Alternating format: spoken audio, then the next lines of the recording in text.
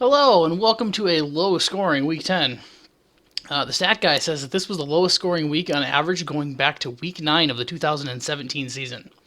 Week 10's top score and biggest blowout is Derek's a motherfucker, knocking off Josh's sober draft 135.8 to 91.3, a 44.5 point margin of victory. Derek was led by Josh Jacobs with 30.6 points, 29.9 points from Kyler Murray, and 23.4 points from DeAndre Swift, followed by 16.2 from Pittsburgh's defense and 10.2 from Will Lutz.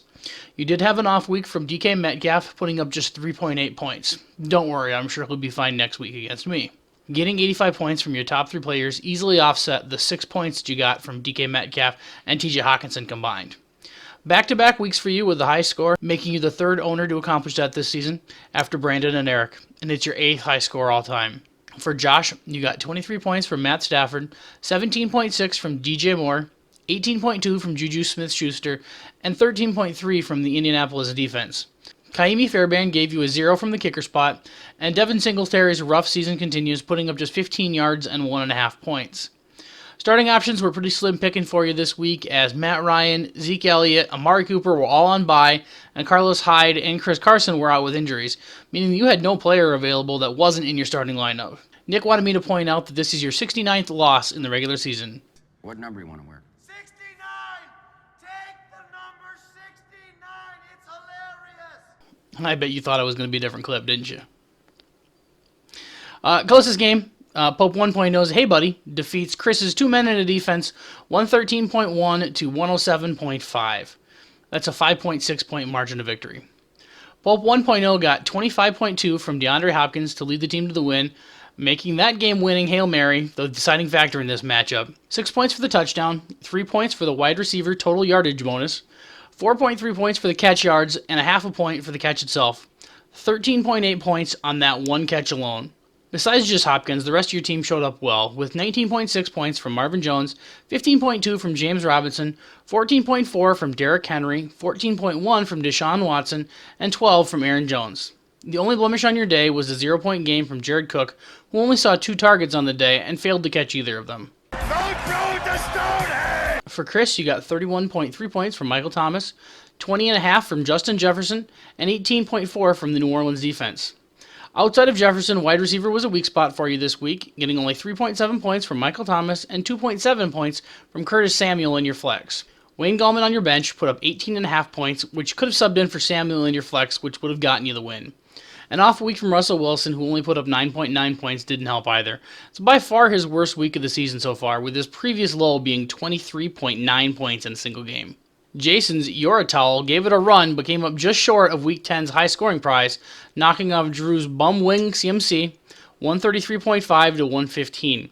You were led by 27.3 from Ronald Jones II, Josh Allen with 26.9, and 15.5 from Salvon Ahmed. Didn't know that name before tonight. Could have grabbed the top score by getting Ahmed into your running back spot and benching Josh Kelly in favor of Cole Beasley. This is a rare win for you over Drew. He normally gets the better of you. This is like your third win in 10 games. I salute you, sir. You're a towel. Drew got 29.3 points from Big Ben, 17.9 from Matt Prater, 16.2 from Brandon Ayuk, and 14.4 from J.D. McKissick. Mike Davis is 6.4, Christian Kirk's 5.3, and Sterling Shepard's 7.7 points with a low points on your team, which would have been nicely replaced by either Adam Thielen's 18.3 points or Nyheim Hines' 26 points.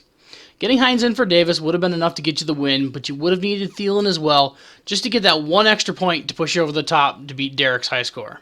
Pope 2.0's Pew Pews wouldn't even let me win on my birthday, sending me to a third straight loss by a score of 108 to 83.7. Eric got dual 20.5 point games from Antonio Gibson and Justin Herbert, followed by 15.7 from Chicago's defense, 13.8 from Ryan Suckup, and 11.4 from Keenan Allen. You also ran out your only viable starting roster with the injured Joe Mixon on your bench and everybody else on your bye week, so I really have nobody to blame but myself.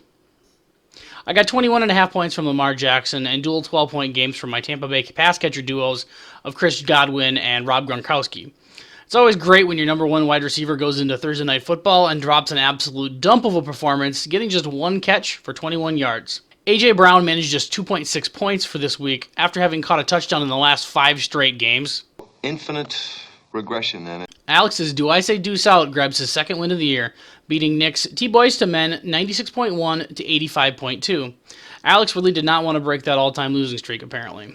You put up 96 points this week, which would have only gotten you a win in 3 of the last 7 games that you played during that losing streak, so it was well timed. You got 25.4 from Aaron Rodgers to lead your squad, followed by 17.7 from Kareem Hunt, 13.8 from Daniel Carlson, 13.7 from Terry McLaurin, and 10.2 from John Brown. You survived getting a 0 from Jimmy Graham in your tight end spot, and 1 point game from Emmanuel Sanders. You opted to sit on your best trade asset before the trade deadline, leaving Tom Brady on your bench, who put up 31.8 points this week. Despite the win, you still remain in last, thanks to Jason knocking off Drew. And I'm in last? For Nick, you got 20.6 from Deontay Johnson, 14.7 from Jason Myers, 13.2 from Dalvin Cook, and 10.4 from Jared Goff. Dalvin Cook finally had a week where he's not all worldly, but you had no one else to make up the difference for you. His 13.2 points were his lowest in a game that he actually played in so far this season. His 13 points this week were actually 20 points below his rolling 3 weeks average, showing how completely nuts he's been over the last month. You had a couple poor games from players like Robbie Anderson, Noah Fant, and Jerick McKinnon. Finally, Brandon stumbles in this one, but still secures the win over Lee's The Benchwarmers, 75.7 to 66.5. Brandon got 21.6 points from Nick Chubb and 20.3 points from Stephon Diggs to lead the squad. You survived the Patrick Mahomes bye week, getting just 7 points from Drew Lock in his place, 1.3 points from Travis Fulgham, and 1.5 points from Baltimore defense. Opting to start Travis Fulgham in place of Mike Evans cost you 15 points, but it didn't matter enough in the end. With the win, you claimed sole possession of first place at 8-2. For Lee, you got 14.6 points from Devontae Adams and 10.7 from Rod Blankenship. Running back was a bit of a rough spot for you this week, getting 4 points from Leonard Fournette and 3.9 from Mark Ingram. Evan Ingram didn't help much either, just getting you 2.5 points in your tight end spot. At quarterback, you could have gotten about a 6-point bump by starting Tua over Carson Wentz. There were no new wagers this week. Here's what the playoff odds currently look like. Top 4 spots look pretty well locked in, but there's still some fluidity with where everyone will actually settle in at. Note that second bye week spot. There's actually 4 teams with between a 20 and 30% shot at it, led by Scotty B. The 7-man race still has a few opportunities for spoilers, but there's currently less than a 4% chance that any of the bottom 5 teams will actually get up to that 6 overall seed.